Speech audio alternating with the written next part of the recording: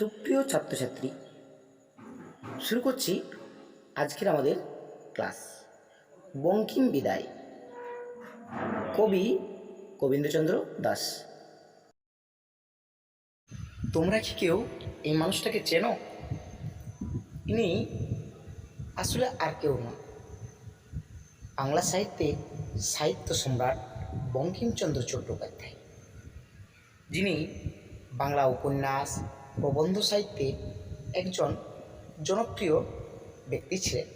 এখন আমরা জানব বঙ্কিমচন্দ্র চট্টোপাধ্যায়ের পরিচয় সম্পর্কে।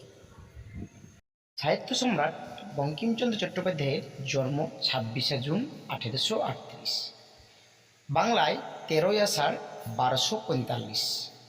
জন্মস্থান কাঁঠালপাড়া গ্রাম, নৈহাটি, কলকাতা, বেঙ্গল প্রেসিডেন্সি, ব্রিটিশ ভারত। বঙ্কিমচন্দ্রের মৃত্যু হয়েছিল 8ই এপ্রিল 1894 খ্রিস্টাব্দে, মাত্র 55 বছর বয়সে। আজকের আমাদের কবিতার মূল বিষয় হচ্ছে বঙ্কিমবাবুর মৃত্যু নিয়ে। ওনার মৃত্যুতে শোকস্তব্ধ হয়ে কবি গোবিন্দচন্দ্র দাস আমাদের এই কবিতাটি রচনা করেছেন। উনি ব্যক্তিগত জীবনে একজন সরকারি কর্মচারী ছিলেন, ডেপুটি ম্যাজিস্ট্রেট ছিলেন। এছাড়া বাংলা সাহিত্যে তিনি ছিলেন একজন ঔপন্যাসিক, প্রাবন্ধিক, এমনকি সাংবাদিকও ছিলেন।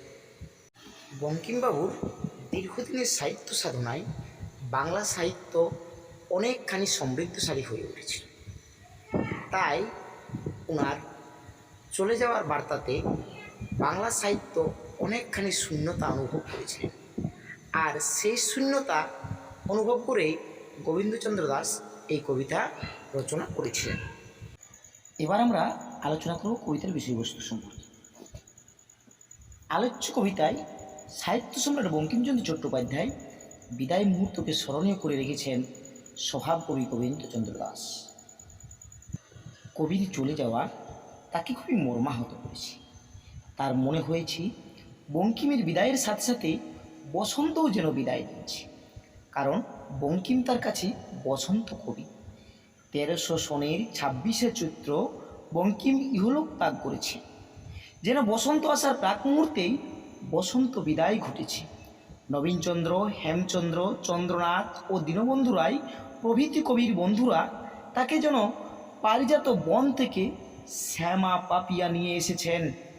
কবির ক্ষেত, যিনি ছিন্ন আশা বঙ্গভাষাকে এত মধুর টানে বেঁধেছেন, সেই দ্বিজরাজ বঙ্কিমচন্দ্র চলে যাচ্ছেন বড় আগে। এখনও তার সময়ের অধিকার পরিপূর্ণ হয়নি। কবি জানেন একদিন সকলকেই যেতে দিতে হয়। তবু বসন্ত কবি বঙ্কিম বিদায়ে তার প্রাণ বিদীর্ণ হয়ে গেছে। কবি ব্যর্থ আশা করেছেন বসন্ত আবার বেঁচে উঠুক, পূর্ণিমা তিথির চাঁদ অক্ষয় হোক, কিন্তু তা সম্ভব নয়। তাও তিনি জানেন। তবু তিনি আকুল প্রাণে বলেছেন, তুমি থাকো মোরা যায়। কিন্তু কালের নিয়ম মানুষকে ছাড়ে না। বাংলার মুকুটে কোহিনূরের মতো যে কবি বঙ্কিমের অবস্থান, তাকেও চলে যেতে হয়। কলকাতার নিমতলা ঘাটে কবির অস্থিভস্ম বিসর্জন দেবার কালে কবির মনে হয়েছে মহাযত্নে মন্দাকিনী গ্রহণ করেছে ভারতের বুক ভরা এই ধন। দেবতাগণ হারিয়ে যাওয়া রত্নের মতো তাকে আবার খুঁজে পেয়ে বুকে করে রাখবেন। কবির দেহবস্য পরশে ঝিনুকে মুক্তা সৃজিত হবে, লবণাক্ত জল সুধাসম হবে, পাকে পারিজাত ফুল ফুটবে। কবি বলেছেন কবি আসলে কোনোদিন মারা যান না, তার মৃত্যুহীন প্রাণ অমর হয়ে থাকে চিরকাল। এইভাবেই কবি তার কবিতায় মূল বিষয়কে তুলে ধরেছেন। এবার আমরা মূল কবিতায় আসব। আমরা কবিতাটির প্রতিটি স্তবক ধরে ধরে আলোচনা করব। তার আগে আমরা দেখে নেব যে মূল কবিতাতে স্তবক সংখ্যা কটি। আমাদের এই কবিতাটিতে মোট স্তবক সংখ্যা হলো 4টি। এই 4টি স্তবকের মধ্যে প্রথম স্তবকে রয়েছে, কবি প্রথমেই বলেছেন, সায়ন্য চৈত্র 1300 সন।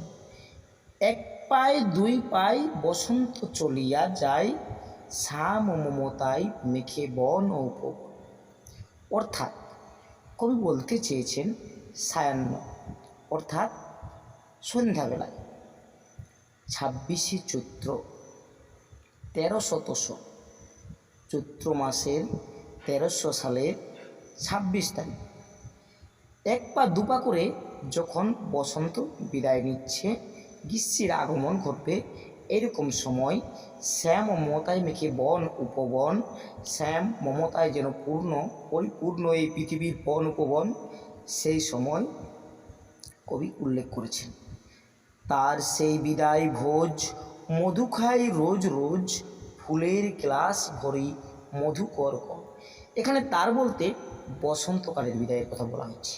সেই বসন্তকাল যখন বিদায় নিচ্ছে, তখন মধুকরেরাও যেন মন ভরে মধু খেয়ে নিচ্ছে। তাই তারা যেন রোজ রোজ গ্লাস ভর্তি যেন মধু খাচ্ছে, ফুলের গ্লাস ভরি মধুকরগণ যেন মধু খেয়ে চলেছে। তরুণ তমাল গাছে কি জানি কি লেখা আছে, কোকিল করিচ্ছে পাঠ সে অভিনন্দন। তরুণ তমাল গাছ দেখে যেন কোকিল কি জানি কি যেন পাঠ করে চলেছে। উড়ায়ে রুমাল ছাতা নতুন পল্লব পাতা। তমাল গাছ যেন রুমালের মতো ছাতা উড়িয়ে নতুন পল্লব পাতা অর্থাৎ নতুন পাতায় পরিপূর্ণ হয়ে ছাতার মতো দাঁড়িয়ে রয়েছে। আর কি আনন্দ জানাই যেন নীরবে কানন। আর কানন অর্থাৎ বাগান নীরবে যেন আনন্দ জানাচ্ছে। বসন্ত বিদায় আজ, কবি বলতে চেয়েছেন বসন্ত যেন আজ বিদায় নিচ্ছে। সভাপতি দ্বিজরাজ সুধা করে করে তার শেষ সম্ভাষণ। এখানে দ্বিজরাজ অর্থাৎ বঙ্কিমচন্দ্র সভাপতির পদ গ্রহণ করে যেন চিরকালের মতো বসন্তের আগেই বিদায় নিচ্ছে। সুধাকর করে তার শেষ সম্ভাষণ, তার যেন শেষ বিদায় জানাচ্ছে। সায়াহ্ন 26 চৈত্র 1300 সন, সন্ধ্যাবেলায় 26 চৈত্র 1300 সালের 26 চৈত্র বঙ্কিমবাবু বসন্তের আগেই চিরকালের মতো এই পৃথিবী ত্যাগ করে যেন চলে যাচ্ছে। তাই কবি ক্ষোভ প্রকাশ করে, তাই আক্ষেপ প্রকাশ করে, দুঃখ প্রকাশ করে কবি বলেছেন বাংলা সাহিত্যকে যেন শূন্য করে দিয়ে উনি যেন চলে যাচ্ছেন। ওনার উপস্থিতি বাংলা সাহিত্য এতটাই সমৃদ্ধশালী হয়ে উঠেছিল যে আজ তার চলে যাওয়াতে, তার বিদায়ে যেন বাংলা সাহিত্য আরও বেশি শূন্য হয়ে উঠবে। এই উপলব্ধি করেই কবি প্রথম স্তবককে বর্ণনা করেছেন। আমরা এই স্তবক থেকে এই একটি প্রশ্নই গুরুত্বপূর্ণ রূপে দেখছি। বঙ্কিমের বিদায়কে কেন বসন্ত বিদায়ের সাথে তুলনা করেছেন কবি?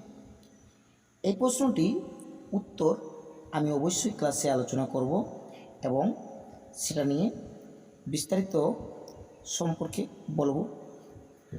প্রশ্নটির উত্তর যদি জানতে চাও তাহলে অবশ্যই তোমরা ক্লাসে উপস্থিত থেকো এবং আমার সাথে যোগাযোগ রেখো। শুরু করছি দ্বিতীয় স্তবক।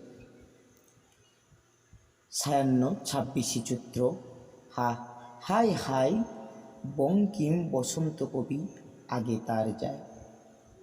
অর্থাৎ সন্ধ্যাবেলার 26 চৈত্র কবি বলেছেন, দুঃখ করে বলছেন, হায় হায় বঙ্কিমচন্দ্র যেন বসন্তের আগেই চলে গেলেন।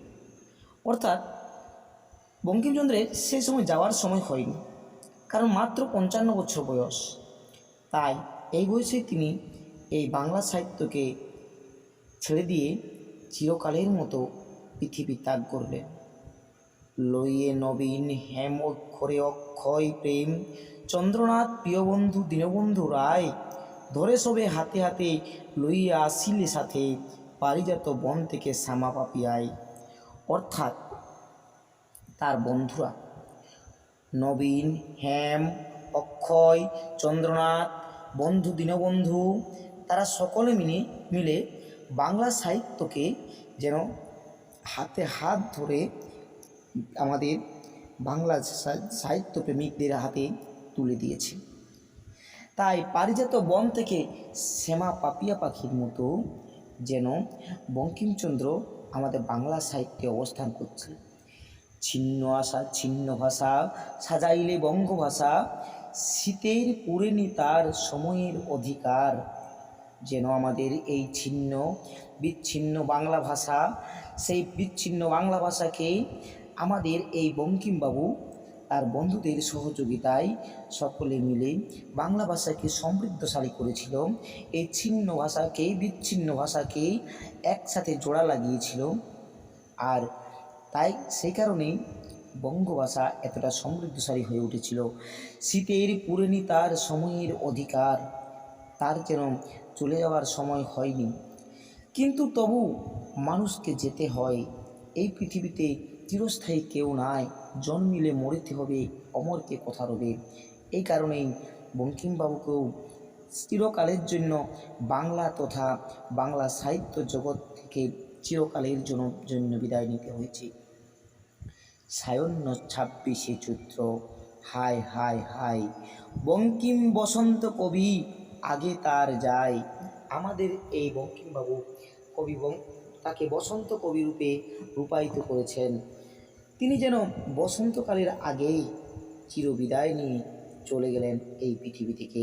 এই বাংলা সাহিত্যের বাঙালি প্রেমিকদের কাছ থেকে চিরবিদায় নিয়ে তিনি এই পৃথিবী এই ধরাধাম ত্যাগ করিলেন।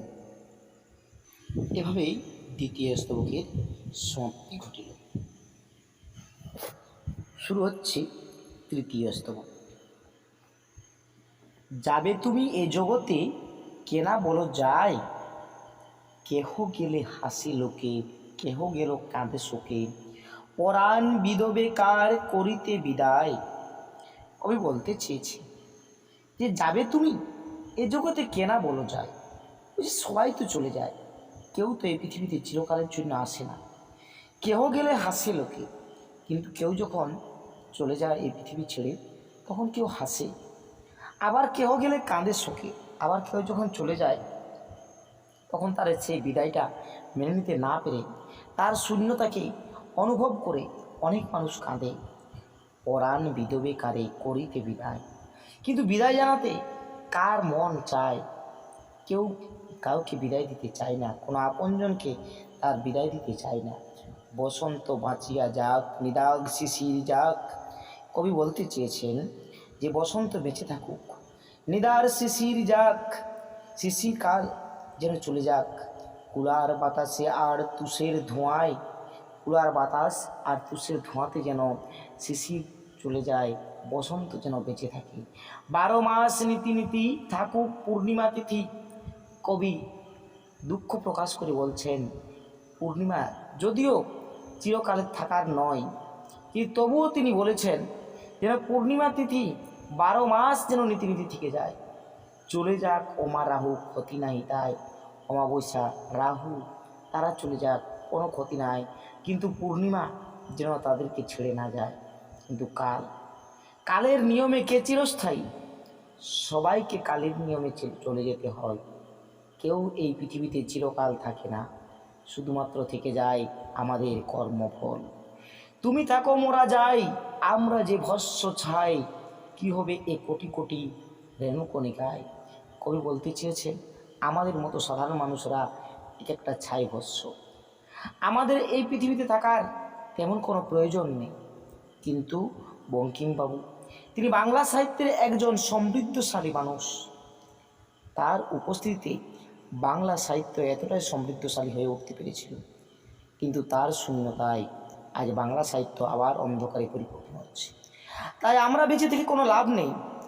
সে আমাদের পরমাণু নিয়ে যদি বঙ্কিমবাবু বেঁচে থাকেন, আমাদের সমাজ আমাদের সাহিত্য আরও বেশি সমৃদ্ধশালী হয়ে উঠবে। এই আশা নিয়েই কবি বলেছেন তুমি থাকো মোরা যাই, আমরা যে ভস্য ছাই। কী হবে এ কোটি কোটি রেণুকণিকায়, বিধির অপূর্ব দান দেশের গৌরব মান। কবি বলেছেন ঈশ্বর অর্থাৎ বিধি এমনই অপূর্ব দান। এখানে কবি বিধির অপূর্ব দান অর্থাৎ ঈশ্বরের যে অশেষ দান আমাদের দেশে ভবিষ্যৎ দেশের গৌরব বঙ্কিমবাবু, দেশের গৌরব মান তুমি কবি কোহিনূর কিরিট চুয়াই।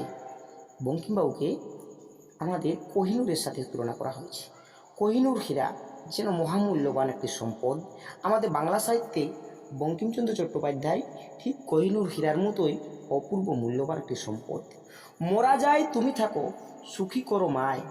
মোরা যায় অর্থাৎ আমরা যেন এই পৃথিবী থেকে যদি চলেও যায় তাতেও পৃথিবীর কোনো ক্ষতি নেই, কিন্তু এই সমাজ এই পৃথিবীর কাছে বঙ্কিমচন্দ্র চট্টোপাধ্যায় এক অমূল্য সম্পদ। তাই তার উপস্থিতি একান্তই কাম্য। বাংলা সাহিত্যে তার উপস্থিতি এতটাই কাম্য, যে কারণে যদি তিনি চলে যান এই বাংলা সাহিত্য যেন মাতৃহারা হয়ে পড়বে। সেই অনাথ শিশুর মতো যাতে বাংলা সাহিত্য না হয়ে যায়, তাই আমাদের বঙ্কিমবাবুর অবশ্যই জনপ্রিয়তা লক্ষ্য করা যায়। তাই কবি বঙ্কিমবাবুর উপস্থিতি কামনা করে তিনি বলেছেন মোরা যায় তুমি থাকো। এখানে তুমি বলতে বঙ্কিমবাবুকে বোঝানো হয়েছে। বঙ্কিমচন্দ্র চট্টোপাধ্যায়ের উপস্থিতি বাংলা সাহিত্যের সমৃদ্ধির কারণ। তাই তিনি থেকে যেন আমাদের এই মাতৃভাষাকে সুখী করে যায়। তাই কবি বলেছেন সুখী করো মায়, অর্থাৎ মাতৃভাষা যেন আরও সুখী হয়ে ওঠে, আরও সমৃদ্ধশালী হয়ে ওঠে, তাই তিনি এমন কামনা করেছেন। আশা করি বোঝা গেছে তৃতীয় স্তবকের অর্থ। এরপর আমরা চতুর্থ স্তবক নিয়ে আলোচনা করব। কবি বলেছেন গভীর বসন্ত নিশি গভীর গগন, কলিকাতা নিমতলে দিতেছে গঙ্গার জলে ধোয়াইয়া ভারতের বুক ভরা ধন। অর্থাৎ কবি বলতে চেয়েছেন গভীর বসন্ত নিশি, সেই বসন্তকালের রাত্রি গভীর হয়ে উঠেছে, সে অন্ধকার ঘন অন্ধকারের মধ্যে গভীর গগন, আকাশও যেন ঘন অন্ধকার করে রেখেছে। কলিকাতার নিমতলা দিতেছে গঙ্গার জলে ধোয়াইয়া ভারতের বুক ভরা ধন। গঙ্গার জল যেন সেই ভারতের বুক ভরা ধন বঙ্কিমচন্দ্রের পা ধুইয়ে দিচ্ছে। তার মৃত্যুর পর তাকে যখন সেই শ্মশান নিমতলা ঘাটে নিয়ে যাওয়া হয়, গঙ্গার তীরে তার শেষকৃত্য যখন সম্পন্ন হচ্ছে, কবি উপলব্ধি করেছেন গঙ্গা যেন সেই ভারতের অমূল্য সম্পদের পদ ধুইয়ে দিচ্ছে। পাতিয়ে অঞ্চল ঢেউ আঁধারে দেখেনি কেউ, মহাযত্নে মন্দাকিনী করিছে গ্রহণ। পাতিয়ে অঞ্চল ঢেউ অর্থাৎ কবি বলতে চেয়েছেন যেন গঙ্গা তার অঞ্চল পেতে আঁধারে দেখেনি কেউ, সেই অন্ধকার কেউ দেখেনি। কবি নিজে উপলব্ধি করেছিলেন গঙ্গা যেন তার পাকে ধুইয়ে দিচ্ছে তার শাড়ির আঁচল দিয়ে। মহাযত্নে মন্দাকিনী করিছে গ্রহণ, আর মন্দাকিনী যেন তাকে মহাযত্নে গ্রহণ করছে। পাইয়া কবির ছাই আনন্দের সীমা নাই, চলিছে পতিরে দিতে ডগমগ মন। পাইয়া কবির ছাই, গঙ্গা যেন যখন তার ছাই পেয়েছে তার এতই আনন্দ যে সেই রকম বাংলার একটা অমূল্য সম্পদ তার সমীপে গিয়েছে, তার সান্নিধ্যে গিয়েছে। তাকে পেয়ে বাংলার একজন সম্পদকে, বাংলার একটি অগ্রাধিকার সাহিত্যিককে পেয়ে গঙ্গাও এতটাই খুশি হয়ে উঠেছে যে সেই খুশিতে আনন্দে আত্মহারা হয়ে সীমাহীন আনন্দ নিয়ে গঙ্গা ছুটে গিয়েছে তার স্বামীর কাছে, গিয়ে বলছে যে এই ধরনের অমূল্য সম্পদ আজ আমরা লাভ করছি। কত যুগ যুগান্তর হিত রত্নাকর, দেবতা লুটিয়া নেছে করিয়া মন্থন। কত যুগ যুগান্তর ধরে এইরকম অমর সম্পদগুলোকে, অমৃত সম্পদগুলোকে যুগ যুগান্তর ধরে দেবতারা যেন লুট করে নিয়েছে। আজ আমাদের বঙ্কিমচন্দ্র চট্টোপাধ্যায়কেও যেন দেবতারা লুটে নিল। ফিরিয়ে পাইবে তাই লবণাক্ত চলে হবে সুধা অতুলন। তারা যখন সমুদ্র মন্থনে অমৃত উঠেছিল, সেই অমৃতকেও যেন রাক্ষসদের ফাঁকি দিয়ে তারা যেন লুট করে নিয়েছিল। ঠিক সেরকম যেন আজ বাঙালি সমাজ, আজ পৃথিবীর মানুষকে ফাঁকি দিয়ে দেবতারা যেন সেই অমূল্য সম্পদ বঙ্কিমবাবুকেও যেন লুটে নিল আমাদের কাছ থেকে। কবি আবার বলেছি ইন্দ্রা জন্মিবে শঙ্খে পারিজাত হবে পঙ্কে, ইন্দিরা অর্থাৎ লক্ষ্মী। শঙ্খের মধ্যে লক্ষ্মীর জন্ম হবে। পারিজাত হবে পঙ্কে, পারিজাত ফুল ফুটে উঠবে পঙ্কে অর্থাৎ পাঁকের মধ্য দিয়ে। সুকুতি পরশে হবে মুকুতা সৃজন, সুকুতির স্পর্শে যেন মুক্তার সৃষ্টি হবে। শৈবাল প্রবাল হবে সুধাকর ফেন শোবে, শৈবাল সমস্ত শৈবালেরা যেন প্রবালে পরিণত হবে। সুধাকর ফেন শোবে হইবে কল্পতরু তৃণতরুগণ, আর কল্পতরু অর্থাৎ স্বর্গের অমৃত ফল দানকারিণী লতা কল্পতরু, সেই কল্পতরুতে পরিণত হবে আমাদের পৃথিবীর সমস্ত তৃণ তরুগণ। তৃণ অর্থাৎ ঘাসেরা, পৃথিবীর সমস্ত ঘাস যেন তৃণ তরুগণ সব কল্পতরুতে পরিণত হবে। পাষাণে পড়িলে দাগ হবে মণি পদ্ম রাগ, পাষাণ অর্থাৎ পাথরের উপর যদি দাগ পড়ে তাতেই যেন পদ্মরাগ মণিপদ্ম রাগের সৃষ্টি হবে। অঙ্গারে হইবে হীরা কৌস্তব রতন, আর অঙ্গারের মধ্যেও হীরার সৃষ্টি হবে। কৌস্তব রতন সমস্তই ফুটে উঠবে। কবি এভাবেই বর্ণনা করেছেন। তাছাড়া কবি আরও বলেছেন, সত্যি কি কবি মরে? যারা এই অমূল্য রত্নে পরিণত হয় সেই রত্নের কি কোনোদিন শেষ হয়? রত্নর কি মৃত্যু ঘটে? কবি বলতে চেয়েছেন, সত্যি কি কোনোদিন কোনো কবি মারা যায়? হয়তো দেহের পরিবর্তন ঘটে, কিন্তু তার কর্মফল তাকে অমর করে দেয়। তাই কবি বিশ্বাস, যারা প্রকৃত কবিত্বে পরিণত হয়, কবিত্ব শক্তি যাদের মধ্যে অর্জন করতে পারে, যারা কবিত্ব শক্তি যারা লাভ করে, তাদের কখনো মৃত্যু হয় না, তারা অমর হয়ে যায়। বোঝে না অবোধ নূরে, যারা অবোধ, যে সমস্ত মানুষেরা বোঝে না এই কবিত্ব শক্তি কী, এই কবিত্ব প্রতিভা কী, কবিদের প্রতিভার শক্তি কতটাই পরিপূর্ণ থাকে, সেটা যারা বুঝতে পারে না, তাদের হয়তো কাছে ধারণা নেই যে কবিদের পরমাণু কতটা।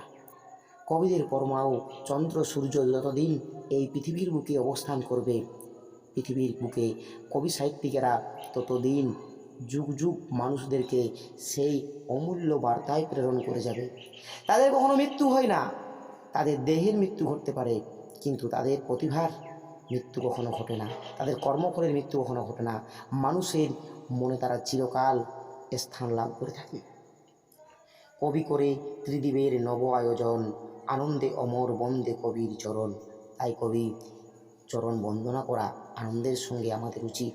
তাদের মৃত্যু হয় না, তাদের কখনো বিদায় ঘটে না, তাদেরকে আমরা মন থেকে কোনো দিন বিদায় দিতে পারি না। হয়তো তার দেহের বিদায় ঘটেছে, তার শারীরিক মৃত্যু ঘটেছে, কিন্তু প্রকৃত মৃত্যু কোনো দিনের জন্যই হয় না।